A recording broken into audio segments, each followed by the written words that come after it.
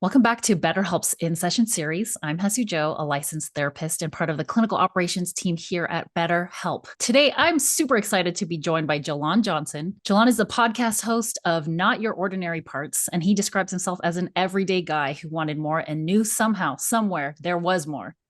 And he found it in therapy. Therapy has allowed space for him to let go of a lot of burdens that were never his to carry. And his experience in therapy turned into the creation of a podcast where he interviews therapists and allows for others to have a window into his healing journey. The theme of his podcast is a Black man determined to get vulnerable, feel his feelings, talk about his emotions, heal, and inspire others to do the same. Jalon, thank you so much for being in our In Session series. I know last month I got to be a guest on your podcast, and it's great to see you again. So I'm wondering, to get us started, would you be able to tell us a little bit about your journey to starting therapy and ultimately to getting to where you are today? Sure. Thank you so much for having me.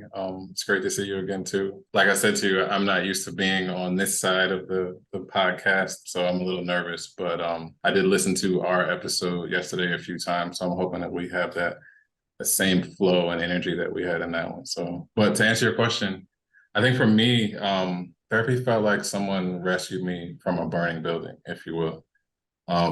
It allowed me to have peace that I didn't even know I needed, because it was just my normal. I really feel like I was just living in survival mode without knowing it. And it gave me also the ability to challenge my thinking in a way that was very productive.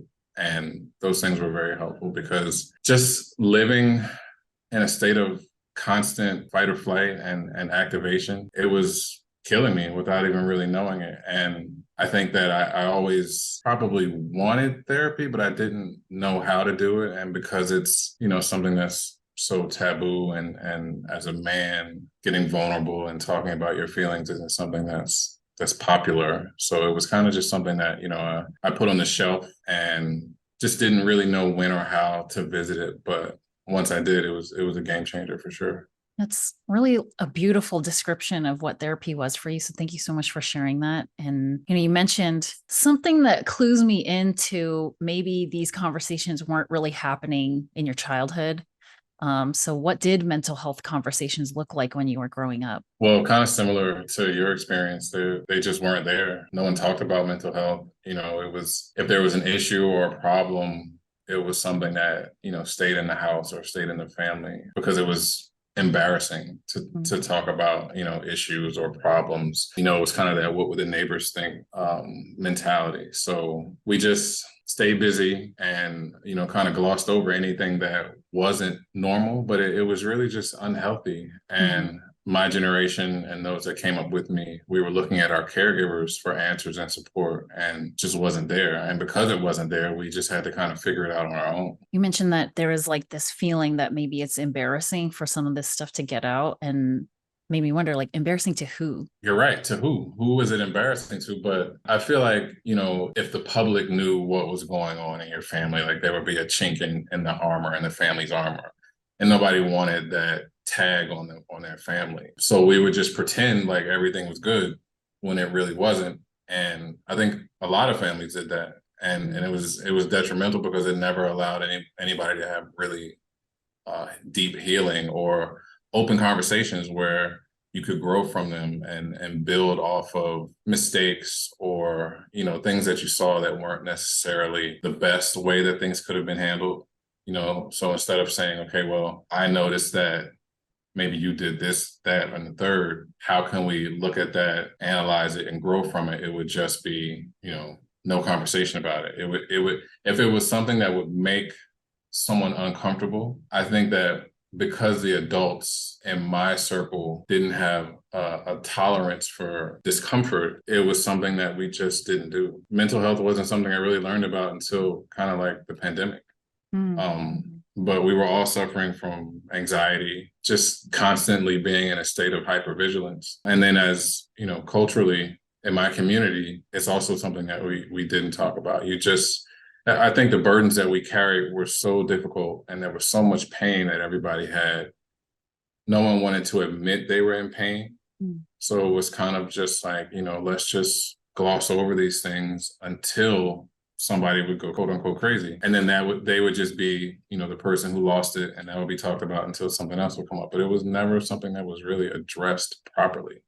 And therapy, I don't feel was something that was ever even considered. It would, especially if there was a spiritual component or spirituality component in the family, it would be, if you're having issues, it means you're not doing something right. It wasn't just that you were having a normal human experience. It was always that something had to be wrong.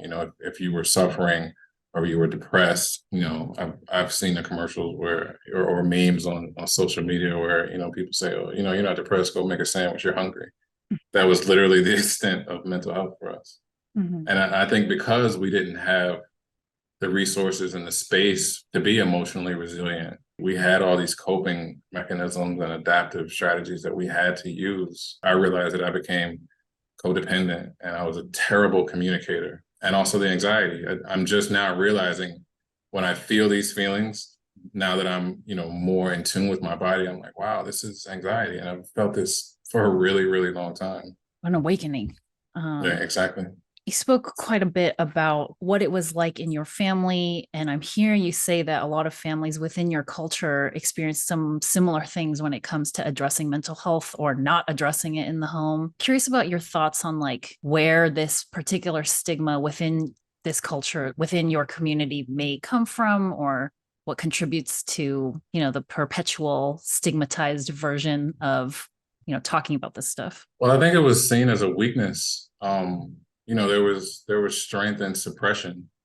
The more you could bear, or the heavier your load was, it was kind of like a badge of honor because you could carry so much and not break. But it was also so unhealthy on so many ways. And for example, my mom, a couple of years ago, I had to go to Philly for like a month and take care of her because she was having a mental health crisis. And she still can't accept the fact that her mental health was the cause of her buying a month in a mental health facility.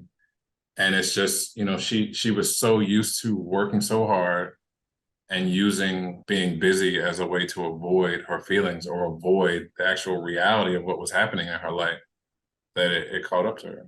And it took a toll on her. So it sounds like your mom and probably many other people are just using the tools that they think that they have at their disposal, right? Like stay busy or push through it, just like telling yourself it could be worse, like all these things. And then it kind of came to a head there. Another thing that was very normal in my community was spiritual bypassing, where we would use spirituality as a reason to avoid, and if you weren't relying on the resources and tools that you gained from your spiritual experience, then you weren't, you didn't have enough faith, or you weren't praying diligently enough, or, you didn't believe in God or what have you. And knowing now that two things can coexist at once, spirituality, I'm a very spiritual person. And I know that spirituality doesn't replace mental health or developing tools to be able to navigate your mental health or your mental health issues. But I think for the generation, like my mom's generation, it was just ignore, like I said, until something goes wrong. And then when something goes wrong, you try and find a reason why it went wrong, but you never really are honest. There was always this hovering over honesty. And at the same time, there was this undercurrent of pain and hopelessness. So instead of just, looking in the middle of those two things and saying what could be the issue, was always just an avoidance. And that never really worked for me. And I would always ask questions. And I think that because at a young age, I was so in tune with my emotions and things that felt off in my body, I became kind of a nuisance to the adults that couldn't deal with, their emotions because they had always run from them. And that kind of put me in a position to where I kind of became the black sheep because I was too sensitive, I was too emotional, nobody wanted to deal with me. And it caused a rift in my family between, I would say, my mom and my brother, because my parents got divorced when I was 3. Mm-hmm. My brother was 7. And I feel like at that time, I was too young to really understand what was going on. I was just, okay, whose house are we going to? What toys are we playing with, so to speak, But my mom and my brother, I think that was when they armored up. And because I didn't, it was kind of them against me. And it wasn't purposeful. It was just they were doing their best to survive and cope emotionally. With what they had, with what they knew. Right. Yeah. I wasn't there. So I was a threat. And I think that because they didn't have the emotional capacity or bandwidth to be, in the same position as me emotionally, we kind of always clashed. And then that made me feel like I was a burden and my emotional needs kind of went neglected because there wasn't really space to deal with me. Mm-hmm. And that happened over and over and over and over until the point where, I feel like I did develop um, CPTSD or complex trauma from it. That was really when I learned or started to learn what trauma was, is when I started to have this nagging feeling of just not being good enough because I was constantly asking for help or asking for questions to be answered. And they would go unanswered, and I didn't get my needs met as a child. Yeah. And I know we're not here to do therapy, but I feel myself wanting to dig into that and see these questions unfold for you. I think it's really important for this conversation. But, like a little kid whose questions are not being answered, needs are not being met. Generally, those little kids learn to stop asking questions, stop expressing emotion because it's just going to be met with some kind of rejection or like shutting that down. Would you say that that was similar to your experience? Of course, yeah. I think that when your needs aren't getting met and you realize it, but you don't really know how to understand it, you learn to lie about what you need and what you feel. I feel like that was kind of when I started to dissociate. And I remember even long before therapy or learning anything about any of this, I always said that I had a switch. I could turn my emotions off, to drop of a dime if need be. And doing that over and over and over, it gave me the ability to just be emotionless if need be, because I didn't want to feel discomfort or pain associated with having to feel my feelings. I think some of us can imagine what might happen to someone that's constantly needing to turn their feelings off, constantly needing to be numb to protect themselves.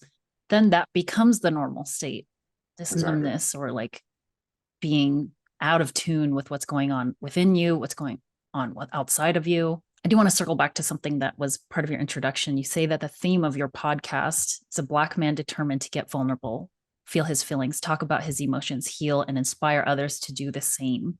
So I wonder if you can expand on that a bit. Sure.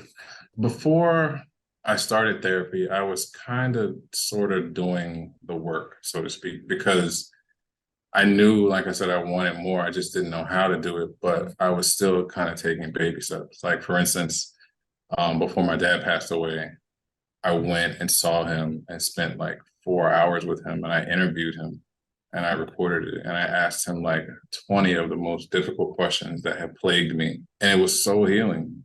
And I could see that he benefited from it.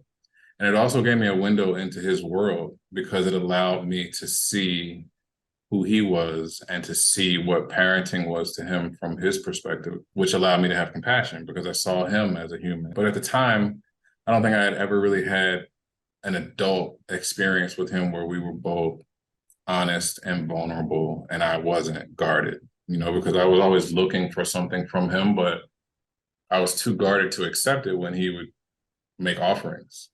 And this allowed for me to put my guard down and have the ability to see him for who he was and allow kind of those two things to coexist at once, because in his mind, he thought he was a good parent and he did the best that he could. And also, I feel like I didn't get everything that I needed from him, but being able to see it without blurred lines, like I said, allowed for me to really see him as a human and understand everything that he went through. And it gave me some answers and the whys to the things that I had experienced. Thank you for sharing that. I'm sorry for your loss. I am glad to hear that you got to have this moment of connection. And I know closure is not the right word, but that sentiment is kind of what I'm getting here. Like this thing that you said of like having this experience and seeing him as a person.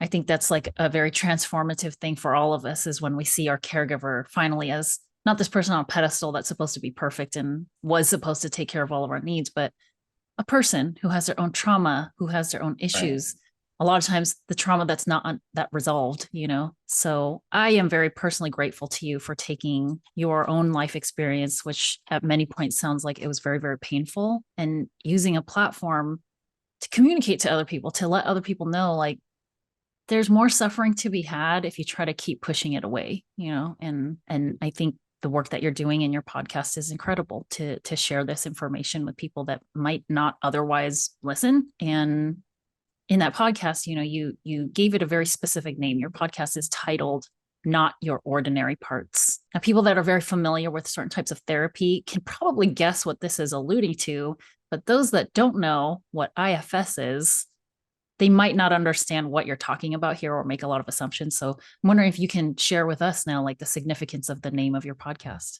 Sure. I had done talk therapy for about a year and a half, 2 years. And it was amazing. My first therapist was an older Black lady.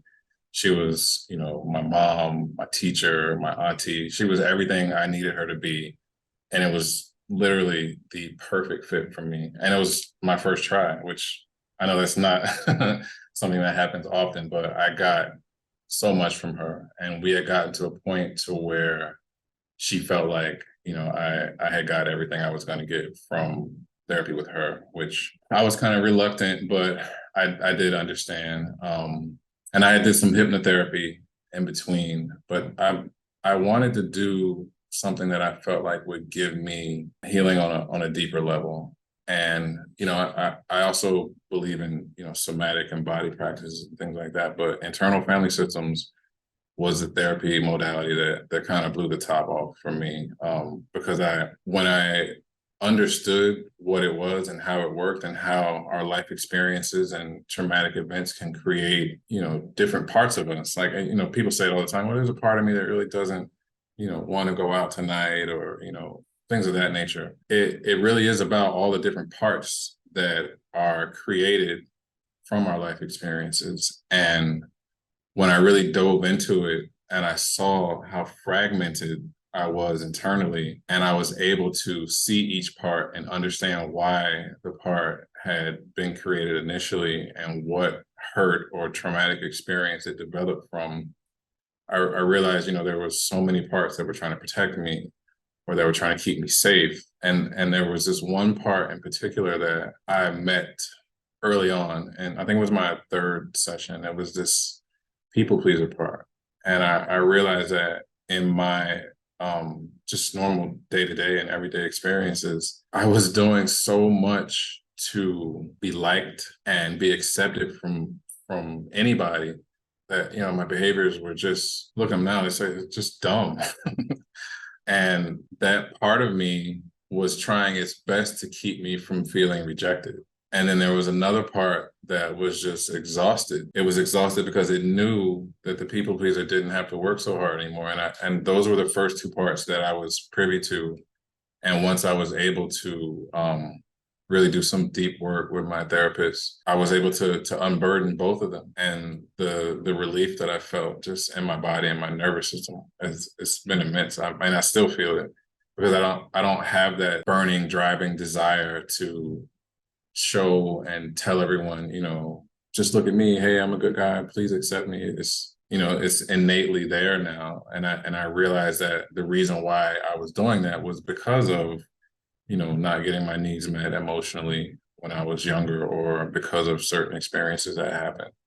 And I accepted them, and I moved on from them. And not that I don't suffer from people pleasing or, things of that nature anymore, but it's not so bad. Like, if that part gets activated, I can recognize that it's being activated, and I don't necessarily have to allow it to control my actions in that moment. I can say, okay, I understand. You think there's a threat, or you think that, we have to do this or we have to do that, but I understand. But it's cool, I got it. Okay, you correct me if I'm wrong, because I want to recap what I think I'm hearing you say. Of course, you're capturing the very transformative power of therapy in your experience. And I think anybody that's gone through therapy is going to resonate a lot with what you've said. For anybody listening to that's never been to therapy, I think a lot of this is very convoluted, not really super easy to understand. So that's what I'm trying to recap. It sounds like Something you said earlier, you learn to dissociate very early on in Mm-hmm. life, and dissociating involves us separating ourselves from some kind of like present awareness or the feelings that we're having in a certain moment. And so, for folks that are dissociating quite often, it makes a lot of sense that these continued separations of self and reality can turn into these parts. We all play different roles for ourselves in different lives. So, like, sneak peek for people that haven't, done any research on IFS, but what you do is explore these different roles that we have within us, usually to try to protect us from something. Or, like you said, you had this people pleasing role that was protecting you from rejection, potential rejection, trying to do the most in order to Right. avoid somebody else not liking you. And what I'm hearing is through this work, you were able to kind of like dissect yourself to identify what these parts are from probably very specific questions from your therapist, answer in a way that helps you realize what these parts are even doing. Because when we can have compassion for what our body and our mind is trying to do, ultimately to do a good thing, but sometimes it ends up being not really helpful to us. But you were able to find understanding, which leads to compassion, which leads to hopefully this integration of all these parts, acceptance of what they're doing, and even this ability to maybe challenge what part wants to do, initially or by instinct. Does that Mm-hmm. summarize what you've gone through? Okay. Yeah, I think, Yeah. and the thing is now, like, I feel like I'm reprogramming my nervous system. Mm, mm, Um, and I feel lately, and for the last couple of months, like if I do get activated, or if I go into a situation where before I would have had a certain behavior or reacted a certain way, I feel it, and I feel the feeling, and I understand that feelings are signals or messages from our body. So instead of just allowing the activation to take place, I'll say, okay, well, what is it that you're trying to tell me? mm, And if I get the message, I can understand why it's happening. And I don't have to allow the behavior that would have happened in the past to happen now, because I understand what my body may feel is a threat. And I'm mm. able to, not let these parts, so to speak, just be driving the bus. That's great. The greater awareness. Mm-hmm. I know we really didn't talk about mindfulness, but you're describing this very core piece of mindfulness is the ability to tune into how you're feeling, notice that feeling, and keep moving. Right. I think a lot of times when we experience a really, really big feeling, the behavior that comes out is actually trying to fight the feeling, like make it go away or like Right. get rid of it in some way, even like be combative with that feeling. But like you said, feelings are signals of something. I think of feelings as visitors. They're trying to, Mm. tell us something, do something, get us to think of something, get us to do something. So I really, really appreciate the way that you've been able to, go through this process and make it your own and describe it in a way that I think a lot of people can understand. And through all this work that you've done and through the continued conversations you're having on your podcast, I am wondering, is there anything else that you'd like to add or things that you'd like to continue sharing here? Sure. I wrote something that was probably about a year into therapy that allowed for me to kind of give a window into what it was that I was experiencing, and how it felt. And if you don't mind, I'd like to share that. Please. Yeah, please do. Yes. Thank you. It was a picture I posted of my parents on their wedding day. And for some reason I looked at it and I saw it differently. And it just started pouring out of me what I wrote. So this is what I wrote. It says, I look at this picture of my parents on their wedding day, and I can no longer just look at it as a happy occasion or the start of their married life without deep reflection. Maybe it's because I'm an adult now and I think on who they became many years later, or how who they became shaped and affected who I became. I realized recently that I've never felt safe inside myself, and that as a result, my life to date has been a constant battle to get to safety at all costs. Dr. Phil said, you can't change what you don't acknowledge. The acknowledgement of this simple yet deep truth has provided what feels like a starting point, and simultaneously allowed my nervous system a chance to have brief moments of peace. I can't articulate it, but I haven't gotten to me yet, or what it is that I need to access and process to comfortably move on and feel like my authentic self. I wonder if my parents got there or were even aware that there was something else. My inner child is still dying to be loved and validated. The problem is I'm still more times than not looking for someone else to do it. I'm learning and have accepted that the only one who can be there for me is me. I've had healing from the work that I've been doing, and I've become more comfortable being me. It feels like the seeds of my soul have been germinating, but unable to break the soil. True authenticity still eludes me, but it is the ultimate goal, and I'm on my way. I'm wrapped up in what I received to navigate my way through life. I have to accept and come to terms with the fact that you can't teach what you don't know, and that what I want to become and what I was given don't have anything to do with each other. Trying to unravel this web of awareness and consciousness takes time, and it isn't easy. I won't accept the fact that I'm supposed to be something that I'm not, just because for generation after generation, it's been okay to wear a mask and slip on uncomfortable shoes only to do what you're supposed to do. At times, it feels like I was abandoned emotionally at the most pivotal point of my life. I know now that it's no one's fault. It's just the cost of doing business. Not only is it no one's fault, but it's more than likely exactly what happened to my parents the cycle before me and the cycle before them. I also realized that my parents were, for the most part, a few generations out of slavery. And so what was passed down to them weren't instructions on how to live per se, but more so a poorly written survival manual. Let a man take your dignity or rape your wife for no reason other than the color of your skin, while you can do nothing. Imagine suppressing that trauma, that hurt, that rage. Now also let that energy sit inside of you your entire life. Think of the armor and coping mechanisms that would have to be learned in order to process the fact that you are human, yet not.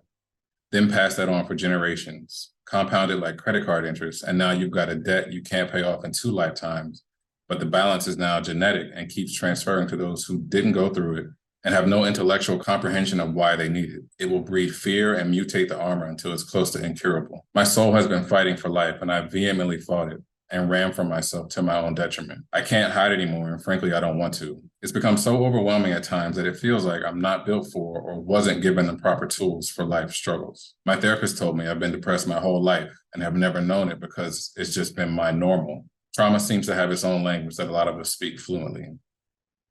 Sometimes it seems like we put so much emphasis on doing better that we don't even focus on what it is that we actually want. I couldn't answer that question because I had never given any thought to it, and it put me on my butt. It starts and ends with me, and that scares me because in order to get completely naked emotionally with someone, you have to trust them with everything you have. I'm not there yet with me, but now that I'm aware, I know that awareness requires change, and unfortunately, change is uncomfortable. It's a choice to have awareness and to choose the easy path.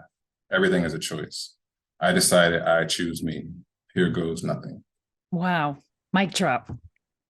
Well, thank you so much for sharing that. First, you're an incredible writer. There were multiple times where it's just like, wow, wow, wow. So thank you. Thank you so much for sharing that and for sharing so much of yourself. And for anybody else that wants to see great content, just like what was read here, where can people find you? Thank you for your expressions. I am on Instagram at London's Pop, LONDONSPOP.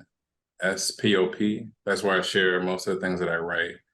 And my podcast is at Not Your Ordinary Parts on Instagram, YouTube, Spotify, and Apple Podcasts. Well, thank you so much, Jalon, for your time, your energy, your wisdoms. And I really, really hope that you continue on this wonderful journey and being your authentic self. And again, really appreciate you being here today.